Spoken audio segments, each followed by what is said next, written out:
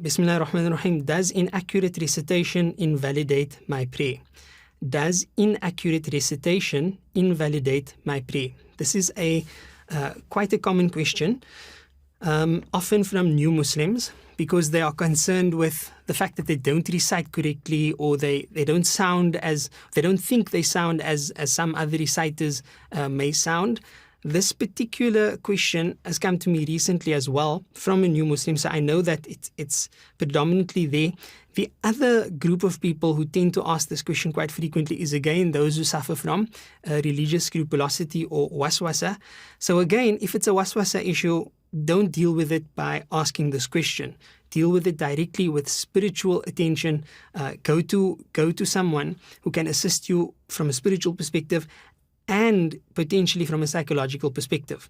And then you need to understand your issue by visiting the Seekers Answers platform and finding the specific issues there about waswasa, and may Allah subhanahu wa ta'ala assist you. But if that's not the case, and it's merely the new Muslim, for example, or the person who's still learning, does inaccurate recitation invalidate my prayer?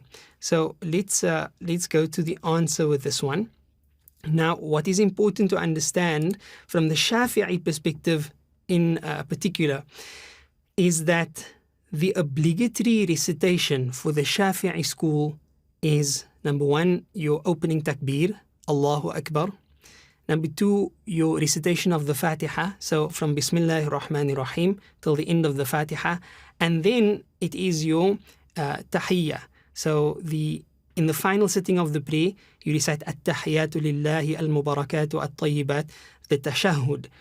Those three elements of recitation are the only elements that must be recited, at least to the point where one can hear one's own recitation under normal circumstances and with what would be considered normal hearing ability.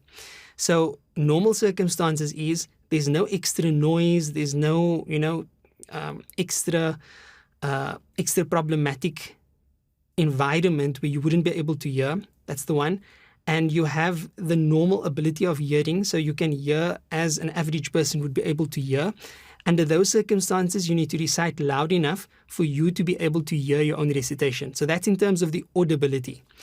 Imam al-Nawawi said in Al-Majmu' Sharh al-Muhadhab that it is essential to recite the Fatiha in the prayer with all its letters, including those which are doubled. So that means a letter that has a shadda on it, like waladhalin, right?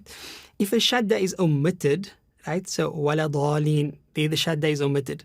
If a shadda is omitted, or one letter is substituted for another, right? So you change it entirely. So instead of saying Alhamdulillahi Rabbil Alameen, you say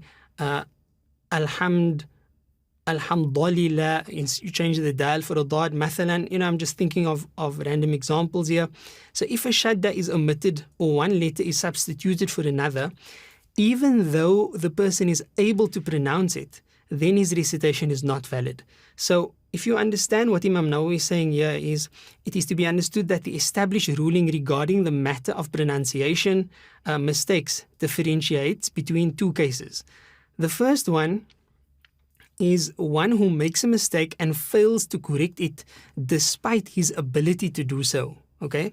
The second is the one who is intrinsically unable to produce the required letter, and for where he or she is at that moment in time, they cannot learn to do so. Okay? So in these cases, we then ask, so what about one who, despite being of Arabic tongue or has the ability to pronounce all the letters, happens to frequently make mistakes in his speech? He certainly is capable of correcting his error since he can pronounce Arabic letters, but will this be required of him? Right? These are all the various scenarios that you can find. So from Imam Nawawi's words in the Majmu' Sharh al-Muhadhab, we understand that yes, if a person makes mistakes in the recitation of the Fatiha while being able to recite it correctly and able to rectify himself, that person must do so.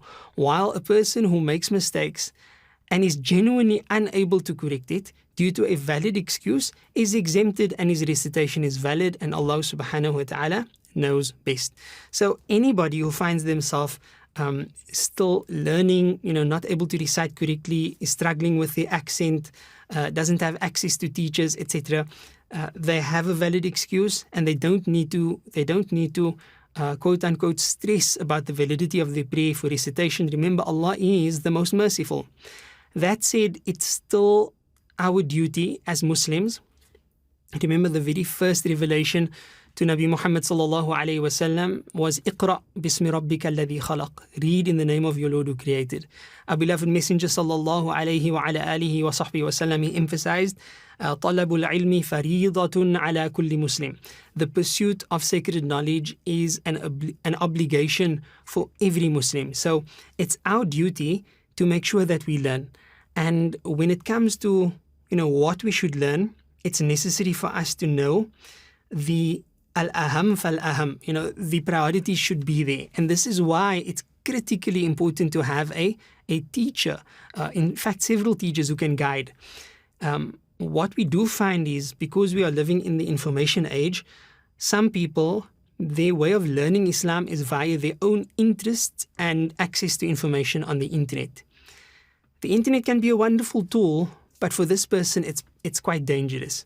What this person may end up doing is learning about complex, intricate matters, secondary, even tertiary matters of Islamic law, differences of opinion between scholars and madhahib, theological debates that are really purely theoretical and have no practical application in their life at this moment in time, while they don't know the basics of what to believe about Allah subhanahu wa ta'ala.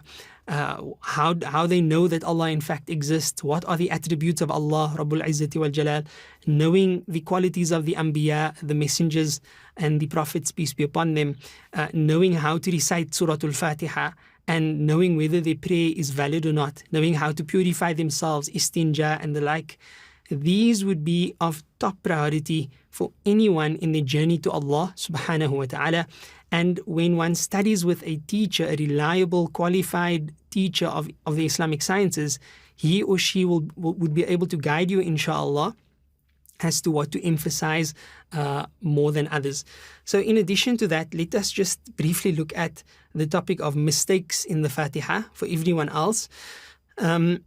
If you are able to recite the Fatiha and the other integrals in Arabic with ease, but you commonly make mistakes, you regularly make mistakes, in this case, you would have to find the reason why you are making these mistakes. If the mistakes are changing letters and it is due to lack of concentration or neglect of learning correct recitation while being able to or similar, then this would mean that your recitation is not valid. And that's a very specific niche type of person, and usually there's some other issue that causes that. If, however, you have a valid excuse such as you are learning correct pronunciation and still sometimes you make mistakes, you're still struggling, you're very new to Islam, you still, you have a speech impediment and the like, then you would still need to correct what you notice as errors. But if you don't notice them or you are unable to correct them, then it is not an issue whatsoever. If the mistakes are simply changing vowels, right? So you change an ah for a e, etc., then the recitation is invalid. It is invalid if the mistakes change the meaning of the word. Now, you wouldn't necessarily know this, which is why you would have to make sure that you are constantly learning, and your teacher would be able to rectify you if that is the case. Because changing the meaning of the word, that has a greater impact, and Allah knows best.